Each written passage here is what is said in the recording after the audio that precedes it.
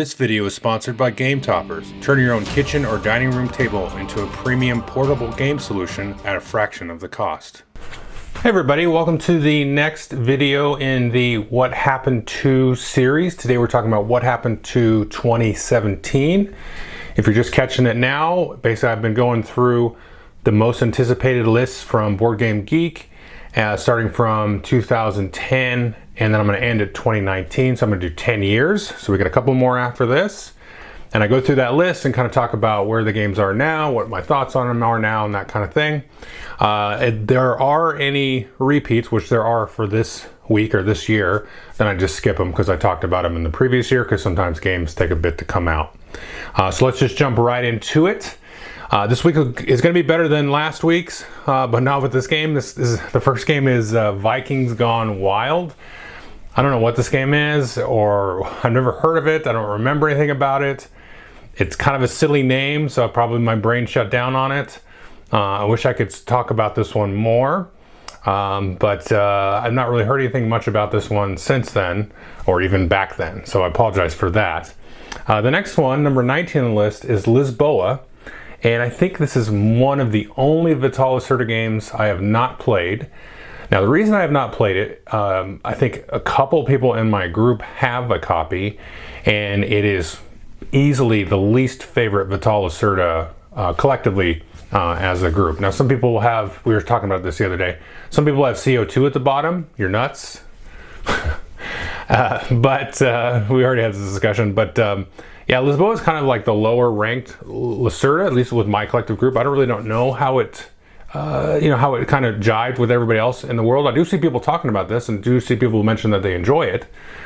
And so when I say, it's like the least liked Vital Lacerda game, it's still liked above, several other designer games, right? Because Vital Lacerda is a big hit with a lot of people. He's definitely a hit with our group. And if I had to mention kind of the top within the group, I mean, for me, I think it's probably on Mars or the Gallerist. And then and I think a lot of the other group feels the same way, but then I'd also throw Vinos in there. Some other people have it kind of at the top of their list, and I really like Vinos too. So that'd be kind of like probably our collective sort of top three if I had to aggregate everybody in my particular group. But Lisboa is one that's kind of tracked down the list a little bit. But anyway, I think it's still a good game, I imagine. And I think my group would agree that it's a decent game. They like it. It's just not their favorite Vital Lacerda game. So that's number 19. Number 18 is an expansion to Sherlock Holmes Consulting Detective. This one's called Jack the Ripper and West End Adventures. Now, I've not played this expansion. I have played Sherlock Holmes Consulting Detective. I think I'm one of probably two people that don't really like Sherlock Holmes Consulting Detective. Although, like I've mentioned this before the last couple of weeks, this is not my style of game for some reason. And I kind of really wish it was. I don't think I've mentioned that in the previous videos. We talked about like Seven the Continent, story games like that, Etherfields, Tainted Grail, Sherlock Holmes Consulting Detective. Like the detective game from Portal Games is just kind of like this. For some reason, I don't want a story in this way, where there's lots of reading and lots of this and that, and kind of light on nuts and bolts mechanics and more just on pure narrative. I would rather read a book or watch a movie or whatever, listen to music, lots of other things than play this kind of game. But a lot of people do like this. I mean, I'd rather play D&D or a role-playing game, honestly, than this, because you have a little bit more agency in the narrative part of that, where this kind of just takes it away from you. Like it's a little bit too much spoon-fed, might be the right word, but I'm not sure if that's the right word. But yeah, there's not been a ton of expansions for Sherlock Holmes Consulting Detective, but this game has been around since I think the 80s is when it came out. It might have been the 70s, but it came out in the 80s. It's been around for a long time, so the game does have staying power. It does have legs. And it's still talked about and sold out, I think today as it comes out. So there you go. That's number 18, the Sherlock Holmes Consulting Detective expansion. Number 17 is marked here as Terraforming Mars expansion. So I'm not really sure which expansions actually came out this year. If it labels it as I did here in the geek list. I'll put it at the bottom, the name of the expansion. But on this list, it just says Terraforming Mars expansions. And so I have played Terraforming Mars with one expansion.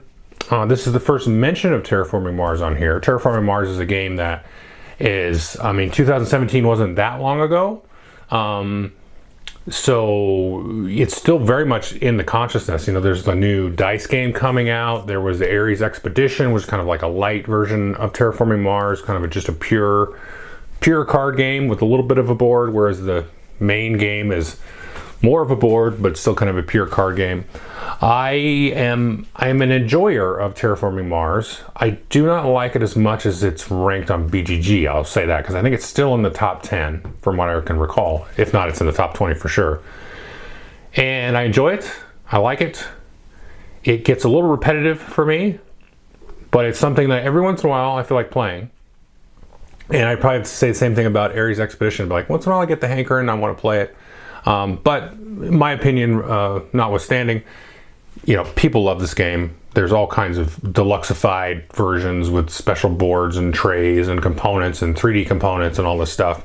If you've not heard of Terraforming Mars in the hobby, then wait 5 minutes and then you will soon after this video, because it's quite a prevalent game in the hobby, and definitely is a kind of a tour de force in a lot of ways. But this is the first time we've shown up on this list, again, on the strength of probably the original release the year prior. Number 16 is a game called Unfair, and I played this game once, probably back around the time it came out. And I don't remember it really making much of an impression on me. I remember it was kind of, for some reason, I think I was still on Twitter at this time. And I remember lots of people on Twitter talking about it at some point. And I was like, gotta check this out, gotta check it out. And so somebody in my group had picked it up and we played it and was like, okay. And I think sometimes when you see things online and social media, there's like a level of hype that I think the viewer of the social media posts kind of creates in their head. Because to my mind, it was like, everybody's raving about this. But it could have just been a lot of people that just like kind of liked it. but when you see it a lot, you're like, oh, everybody's pumping this thing, to the moon. And it was just like, okay. Like, I was like, this is just an average game. Don't really see people talk too much about it. I don't know that it's gotten any expansions or anything. But I don't remember hating the game either. So that's number 16, Unfair. Now, number 15, Massive Darkness. I've not played Massive Darkness. I've actually played Massive Darkness 2. I do understand this is like a kind of a zombie-side-ish dungeon crawl from Cool Mini or Not. And it's the Massive Darkness 2, it was pretty good. Like, it's good. I think it's a good game. Massive Darkness 1, from my understanding, had some issues, and I don't know what those were. There's actually an upgrade pack that you can get to make your Massive Darkness 1 stuff use some of the new rules in Massive Darkness 2. Now, I did play Massive Darkness 2 with some people who had played Massive Darkness 1, and they thought it was, there were some definite improvements there. So I'm glad that they revisited it, because I thought it was like a really good, solid dungeon crawl. But I have enough good dungeon crawls that I don't really need anything to do with this. The nice thing about it is you can kind of play it like you could the old Dungeons and Dragons board games over the last couple of 10 years, where you can just kind of pick a scenario and play it.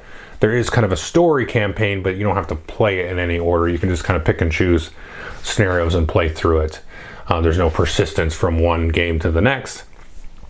But I will say the one sort of takeaway for me that I thought was really excellent about Massive Darkness 2 was the asymmetrical powers of the different heroes that you had. So, it's been 2 months or so, I think, since I played it, but there was just almost like little mini games that you would play for the different heroes. So the one here that I played in one of the games that I remembered clearly was the Rogue, who had like a bag builder thing where you put chips in a bag and you drew 3 of them on a turn, and those 3 chits that you drew gave you bonuses on your 3 actions, because on your turn you get 3 actions. So sometimes you would get some chips that would be like, they would just kind of do nothing, but you'd have to spend them anyway, or you get bonuses to help you move or do more damage and stuff like that. But over the course of the game, as you leveled up, then you could kind of bag build and replace chips in the bag. And so that was really cool. It's like you're playing a little bag builder, like Orleans or Puzzle Strike or something, you know, but with your little character. And then the other characters, I remember one was like the, I think it was the mage, where they had this like little wheel, almost like a rondelle, where you could move the thing around, and then you could spend extra energy to move around further, kind of thing. And then that would give you bonuses to your different spells. So everybody had a very unique thing. So anyway, that's a really cool thing. I would recommend lightly Massive Darkness 2, you know, if you're in the mood for something like that, checking something new out. But for me, I didn't really hang on to it or anything, just because I'm like, I got like Shadows of Brimstone and 5 different versions of Warhammer Quest and Descent, Legends of the Dark, and you know, we're playing through Oathsworn right now, which is amazing, which I'll probably review in a little while. You know, there's just a lot of better stuff out, but it was good. All right. Number 14 is Near and Far. This is from Red Raven Games. And this is kind of like the second in a trilogy. So you had Above and Below, then Near and Far, and then recently late last year, earlier this year, Now or Never. And these are kind of Euro games with a story element. Now, Near and Far is actually the one I didn't really care for out of those 3. I really liked Above and Below, and I also liked Now or Never. I thought that the sort of deftness with which it applied the story elements to these really solid Euro games worked better in Above and Below and Now or Never. And then Near and Far was like a little bit too convoluted in terms of how you married like the campaign book and the stories and moving around the book or the board, as it were. Whereas in Above and Below and Now or Never, it was a little bit more just kind of like an extra mechanic, an extra kind of random event generator, but it felt more thematic that way than a lot of times those things do. Near and Far, though, is, I think, one that most people seem to enjoy more than Above and Below. I don't know if the jury's really out as far as Now or Never goes. But I would definitely take a look at any of those games. My probably recommendation would probably be Now or Never is probably the best one. There's like an official mod for that one. I noticed after my review, I think, that there's like a short game and there's the regular game, because the regular game can go on like a little bit long. I don't think too long, but it goes a little long. But there's like just a way to, you know, end the game quicker and stuff. Okay, so that was number 14, Near and Far. Let's see. Number 13 is Time Story expansions, which I'll put the name of below, like I mentioned earlier. Last year I mentioned a different expansion. It was like the Dragon and the Hourglass or something. And so I spent a lot of time talking about Time Stories last video, so I'm not going to reiterate it too much. But, you know, it actually took a couple of years, it looks like, for Time Stories to kind of catch on in terms of what people were looking forward to. And I think we were getting at this point probably to the end of that kind of first arc of expansions and modules for it. So yeah, but I'm not going to talk too much more about it. If you want to see more of my thoughts, go ahead and look at the 2016 video. Let's see, number 12, this is one I really regret missing out on, Mythic Battles Pantheon. I know some people have played this and they're like, you know, they've described it to me multiple times, and I'm like, man, that sounds like a game I'd really like. I just never, you know, got my hands on it. These is one of those big Kickstarters, and I was, you know, you got to spend a ton of money, and it's like, you know, you know, whatever. And but yeah, I have heard nothing but good things about this. I think it's received some updates within the last year or two. It's kind of fuzzy with the COVID brain, but, you know, like, was it 2019 that I heard about this, or was it like yesterday? You know, the whole time, like, perception thing is this gets really whacked off with, you know, from March 2020, before and after. But yeah, this is one I still hear talked about, still raved about. You know, I wish I could tell you what I thought about it, but it's definitely been a big hit for this publisher, and it's just a big battle skirmish kind of thing. And so, which are kind of a dime a dozen on Kickstarter, but I think this is one of the better ones. So that's Mythic Battles Pantheon. Number 11 here is Anachrony. And so I have only played one game from this publisher, and that is, like, I think it was called Celestia or something like that. And I really did not have a favorable impression of that game. So I've kind of like tuned them out in my brain, because they make like these really big, heavy Euro games that have just like this really quirky themes. I believe time travel is the theme of this one. Although I will say, I think a lot of people think Anachrony is their best game, and maybe I've only played their worst game. But this one, I think there's been tons of expansions. There's like a big box version of it, and there's just a lot of, it's just one of these big, epic, like super heavy Euro games. And definitely this company is still around. Let's see. That's number 11. Number 10 is Tiny Epic Quest. Yet another Tiny Epic game. This is kind of like a dungeon crawl version of it. I talked a lot about it the last 2 weeks about Gamelin Games and their Tiny Epic stuff. It's kind of funny in some ways. They just keep coming out with Tiny Epic games. This is not one I play. I haven't played this one. I played a lot of the others. My favorite's Tiny Epic Galaxies, like I mentioned the last couple of weeks. So that's number 10. Number 9, This War of Mine, the board game. Now, I've not played this, and the reason I've not played it is because I played the video game and did not really like the video game. So This War of Mine is kind of like surviving in kind of like a bombed out city and trying to scavenge and get, food and supplies and sort of live through kind of this hellish nightmarescape. And I just did not really like the mechanics of the video game. They were just a little bit too, I don't review video games, so I'm not really going to try here, but I just didn't like it. It was boring. I thought it was really boring to play mechanically. So, and then the board game came out and everybody was excited about it. I'm like, I don't like the video game. So I don't care about the board game. So there you go. I wish I could talk more about it. I do hear people talk about this one though. It's not receiving any expansions or anything. I think it's a great solo game. A lot of people have mentioned. So if you're into solo games, you might look at this. Kind of a bleak theme, but it did receive a lot of praise when it came out, and so I think it's probably definitely has some merit and is worth looking at. So that was that number 9. Okay. Number 8 is another Cool Mini or Not game called Rising Sun, which is, I believe, right there. This is the second in kind of the trilogy with Blood Rage, Rising Sun, and then Ankh. Rising Sun, I think they came out with it on Kickstarter again or something later. You could get extra stuff for it or something like that. It's some kind of weird Kickstarter. I would say it's probably my least favorite out of the trilogy, but I still like it. If there's one of these that would move out of my collection, it would definitely be Rising Sun. It has a lot of the same area control mechanics and stuff similar to the Game of Thrones board game, but I like the theme of that Game of Thrones game more, and it's just got a lot more going on.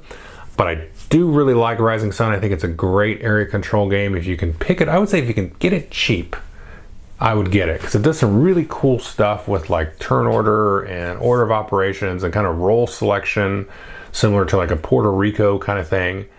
And it kind of marries that with some traditional sort of area control, jockeying, kinds of stuff. Personally, for me, I like the card drafting part of Blood Rage. That just adds a fun little kind of element to the area control. Blood Rage feels to me kind of like a modern El Grande. I'd rather play Blood Rage than El Grande. And but for me, Ankh is just the majestic masterpiece of the trilogy. And I talked a ton about it in the review. I'm not going to spend too much time here. But Rising Sun is a good game, and I think people are really looking forward to that Blood Rage follow-up back at this time. But for me, it's been, if you had to pick one of the three, I would personally pick Ankh, although some people are kind of bounce off it pretty easily. But Blood Rage is probably a no-brainer. I don't know. People have weird opinions about area control games sometimes. I don't know. I think they can just kind of rub people the wrong way, that makes sense. Anyway, so that was number 8, Rising Sun. Number 7 was a repeat. Number 6, Dark Souls, the board game. This is another one I played, I think only once. I might have played it twice. Didn't really care for it. I know it had a lot of issues out of the gate. It seems like all the games that these guys come out with, Steamforge, other than Guild Ball, which was their own sort of IP and creation, they just seem to have like a lot of problems. But they keep getting these video game IPs. Thankfully, they didn't get Bloodborne, because Bloodborne from Cool Mini or Not I really liked. Dark Souls, not so much, and they're getting like are they getting Elden Ring? And then they get like also Elder Scrolls as well. I think they did. But Dark Souls is not one. I know a lot of people, picked apart the problems from Dark Souls, the board game. I don't know if there's been any fixes or FAQs or anything like that. I feel like there has been, but I've not been invested enough to check it out. So anyway, that's number 6, Dark Souls, the board game. Came out with some issues, but maybe they've been fixed. Number 5 is First Martians, Adventures on the Red Planet. This is the game I played. I enjoyed it. This is kind of like a Martian or Mars-themed Robinson Crusoe, which is also from Portal Games. And it's a cooperative kind of adventure game where you're kind of managing your shelter, or your Martian base in this case, and kind of fighting off different things with the different elements. That also had some app-driven stuff at the time. And it really fell like it's almost a meme at this point. I think it fell like a big dud when it actually did come out. I don't really know. I think the rulebook was probably the main problem with it. I remember the rulebook being obtuse, I would say, probably at best. But when we played it, like, we had a pretty good time. It was fun. I would personally rather play Robinson Crusoe, because I just thought that was a little bit more intuitive, and it didn't have the app kind of in the way in some ways. I think the app in this case got in the way a little bit of this game. But you can pick this up super cheap. I've seen this in a lot of bargain basement shelves, in different game stores and online and stuff. And so I'd say if you could get through the rules, I think there's a watch it played video, or somebody did a how to play video of it. I think it was watch it played. So that will really help you. And you should be able to pick it up cheap, like $20. And it's a fun game. We had fun with it. So, but I will say the rule book, I remember that being an absolute bear in this case. But if you get it cheap, try it out. And I think that's where it stands now. You see it a lot of times in these discount shelves and stuff like that. So, all right, that's number 5. Number 4 is a game called Charterstone. This is from Stonemaier Games. And this is kind of their attempt at the legacy type of thing. It's kind of a lighter Euro with some legacy elements. This is a game I played through with the family. I think we played through, I want to say 8 games. Then we got bored of it and then kind of just let it go. This is a weird one because I'm kind of like middling about this one, because it's like not terrible. I didn't hate it. But after you play something like, Pandemic Legacy, or, I don't know. What's the other game that Reiner Knizia came out with? The My City, which is probably lighter than Charterstone, but I felt was a little bit more elegant and easy to get into and play multiple sessions in a day. And, it just kind of moved along like a good click. It was just very buttery in terms of the pace. Charterstone we just got bored of, and that's all I can really say about it. Like, there was nothing really terrible about it. It was just like kind of slowly added mechanics. You were kind of doing the same game loop over and over and over again, with just some other scoring things that felt kind of just, I don't know. It just was like mediocre, I think is the right word for it. The cool thing is, if you do like it, you can play through it at least twice, because you can get the recharge, flip the big board over, and play through it again. And I know there's people that have done that. So enough people have liked it where, they were like, I think it's 12 games you can play through it, and then they're like, let's play it again. So I've definitely heard people mention that. So that's number 4, Charterstone. Number 3, speaking of Pandemic Legacy, this is Pandemic Legacy Season 2, and this is the last one we're going to talk about, so I'll just quickly mention. Number 2 is Seventh Continent, we talked about last week, and number 1 was Gloomhaven, which I think we talked about the last 2 weeks. 2 weeks ago I talked about it, and then it was repeated, so I think it was finally coming out. And it must have been delayed. I don't have a good, clear memory of that, although I do remember it coming out in the January of a year, and it must have been this year, 2017. And I remember at the end of January I said, I was still on Twitter then, because I said, mark my words, or some other arrogant comment. I said this will be the number 1 game on Board Game Geek by the end of the year, and I think it was number 1 by like May. So I was like, this game is like hitting everybody's buttons that they want, and like all of the words and crap that you hear people say and reviewers say. I was like, Gloomhaven, it wouldn't be my number one game, of course, but I'm like, it is hitting every, not marketing buzzword, because I don't want to, like, that seems negative, but it's like hitting every like paradigm of everything. It has to be number one, and it just whoosh, right up the top.